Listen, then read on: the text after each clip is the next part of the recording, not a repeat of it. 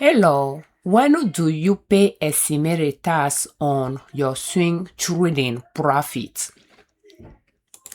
You pay 4 times a year. So when you go to IRS website, it's good to just type estimated tax on their search bar and press enter and scroll down, and you can click on the form. So inside the form you have instructions, and you should be able to have the date as well. And as we scroll down, the voucher has the due date, but if you want to pay online, you are not going to mail in the voucher, but you can still use the voucher to see the dates. They have the rate schedule there, payment due dates. So the first one is due by April 15. For this year was April 15, 2026. So in general, it's due by April 15. The second one is due, for the second quarter, is due by June 15.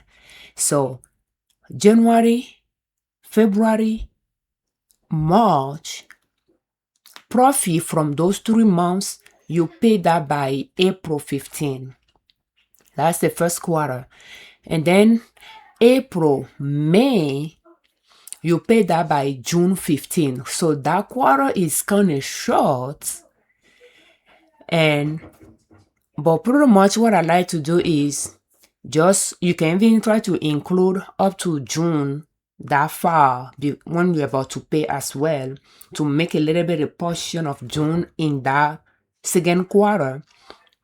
I do that, but then for the next quarter, I include the full June, not the other half of June. But you have to see how you want to do it. Again, I'm not worried about paying more than I need to pay, because I know that I will have a refund at the end of the year when I file my taxes. So I'm okay with it, but you just have to see what works for you.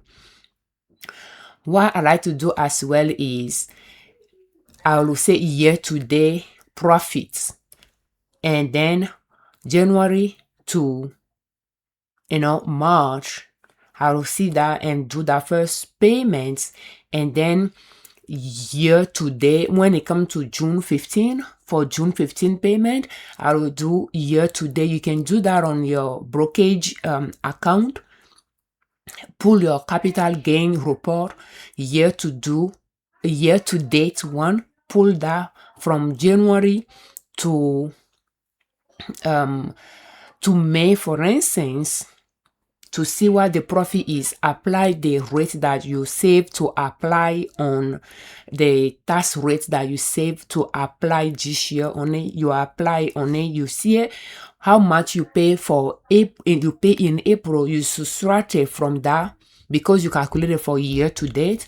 You subtract April payment out of it, what remaining you pay that. So that is one way to do it as well, so that you are not just doing the earning from the current quarter, but you can try to do year to date. That way, if you miss some earnings in your previous calculation, it will be included in the current one that you are calculating when you are doing year to date profits.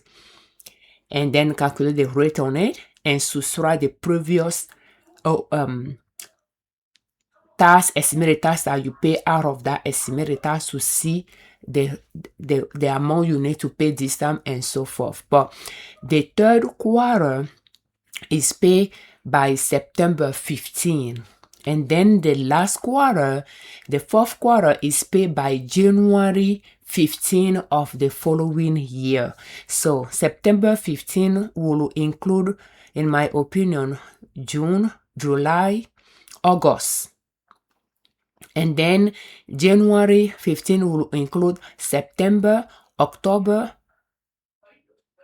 November, December. So the last quarter have 1 month extra, while the June quarter like the one that is due by June 15 has one less month.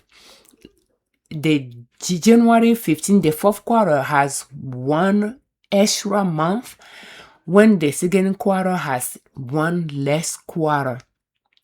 So therefore it can throw you off when you are counting the month and you think every 3 months you need to make a estimated quarter. You'll end up paying your second quarter payment late. You might end up paying it in July when it is due in June. So that's something to keep an eye on. So at the beginning of the year, you can just try to, pull this report for the year you are in, and then scroll to the due dates to see the dates, and just have that on your spreadsheet, spreadsheet that you are using to track your swing trades.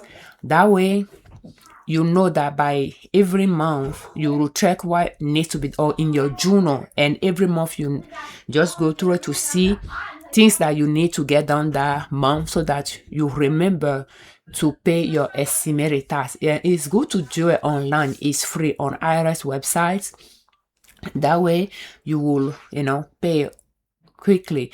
But if you want to mail the voucher, just make sure you mail it, fairly ahead of time, like right at the beginning of the month, so that it can get there by the 15th. Technically, if you mail it, the post office stamp is on it by the 15th, you are fine. But just to avoid any friction, just try to mail it right at the beginning of the month, so that it has 2 weeks to get there.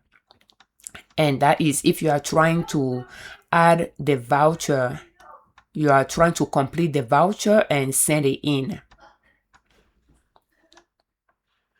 Otherwise, for the paying it online, try to do that by the beginning of the second week as well. Do it early. There is no point of waiting until it's due today to pay it today. So let's just try to value those responsibilities that comes with those things we are doing, that our employer doesn't have to do it for us, and not view it like bothersome, but it's a good responsibility to have, showing that we are growing up and we are taking charge on certain things we are doing ourselves, and just try to see how we can be on top of those things and get them down. It doesn't have to be automated before we can actually be on top of it. Yes, with job, kids, family, responsibilities, it can be overwhelming. Things can fall between the cracks, but every day is a day for us to keep improving. So don't get frustrated or discouraged because things are falling between the cracks, but just feel like, yes, it's okay. You just keep thinking about how can you avoid it next time. What can you do to avoid something that a due date, to miss a due date, if that's a way that you need to do your schedule. I like to use a spreadsheet for my journal and just have like January, and have some line down February, some line down March, and so forth. And between the months, I'll just write down things that need to be done and their due date. That way, at the beginning of the month, I can just come and read through those to see what needs to be paid or filed during those membership that needs to be renewed during the month, so that I have that in the back of my mind. But it's in a time log that I use almost daily when I'm doing my recording. So therefore, that way it allows me to be on top of that. But people use cell phone. I just don't use cell phone for those things. But if you use cell phone for scheduling, you just have to see how you can, include those things in your calendar, so that you do not forget it and you can pay your taxes on time. So now let's analyze CCI as of August 8, 2026. Oh, and if you are mailing it, it should be able to tell you where you will mail it as well. It should be in the instructions. somewhere. You just have to take a few minutes to scroll through that instructions, and you should be able to, to find it as well. Where you are sending it, where you live, and where you should send it to. So you have to find your state that you live in to find the corresponding address. For instance, we live in Iowa, so I need to find Iowa, and Iowa is here. So that means this will be the address that I will mail it to if I'm mailing the voucher. So it'll be good to download this and save it so that you have that to work with if you are mailing in your payment, and just take time to read through the instruction and highlight things so that next quarter that you are going to use it again, things that you highlight, it will jump out to you and you can just go from there. So let's go analyze CCI. Okay, so when we are looking at CCI using our option long swing trading strategy, I'm seeing all-time highest price. That is our selling zone. The next time it will be there, but right now is on its way down, and I'm not seeing the value line that we like to buy at using maximum daily chart. So I'm going to go to maximum monthly chart, and this is the value line that we like to buy at.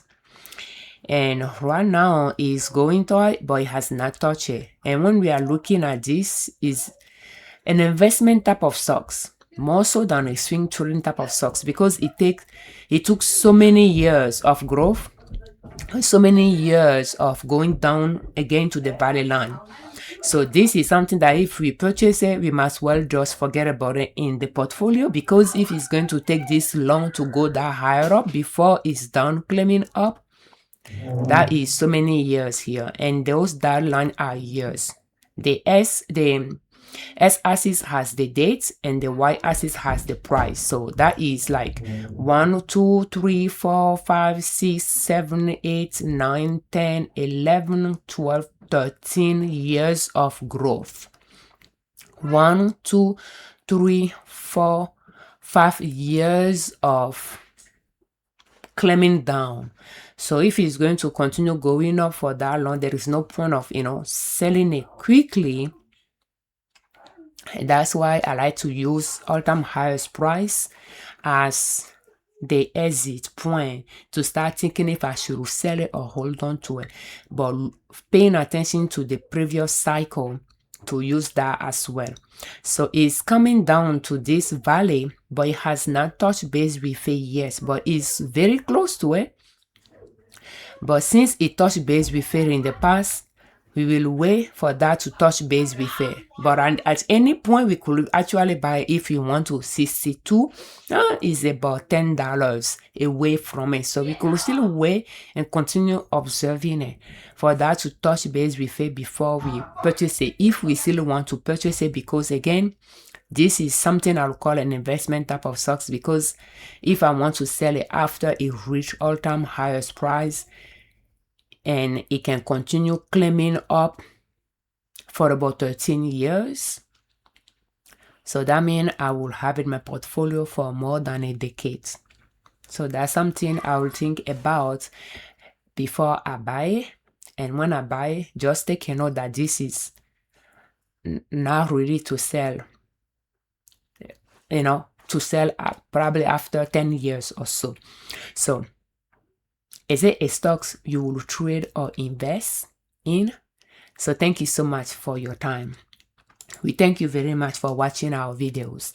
Thank you for all your comments, and we thank you very much for subscribing to our channel.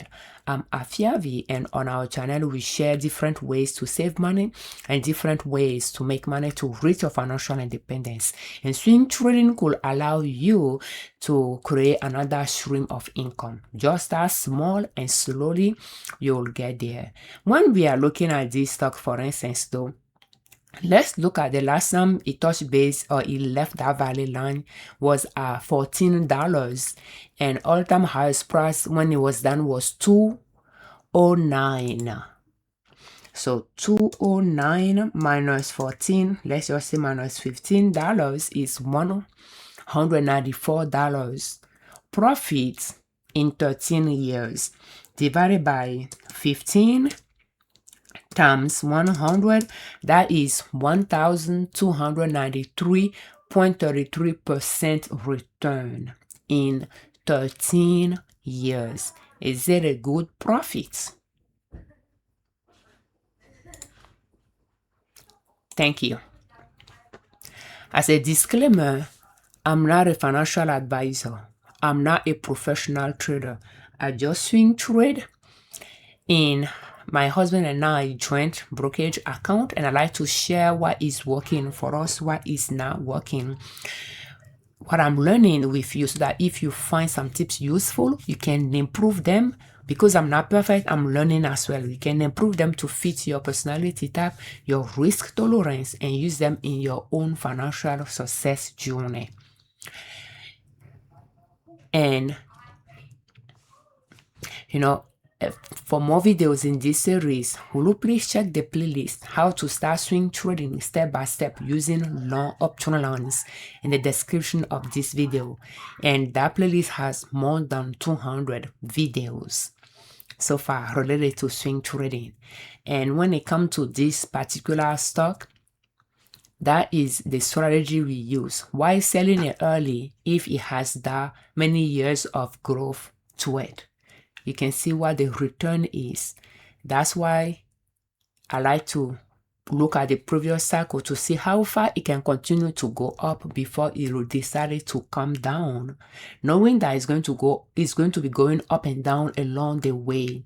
But is it going to come down low enough that it may not make sense for me to hold on to it after it reached all-time highest price?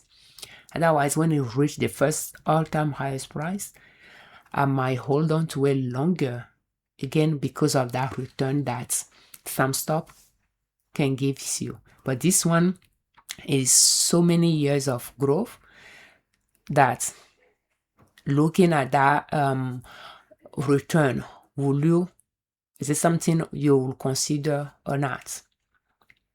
And this video is brought to you by our online store, Liberman.com. If you're in the market looking for pouches, cloth napkins, tote bag, will you please check our online store, Liberman.com. We sew to sell as well. Thank you for your time. Happy swing trading.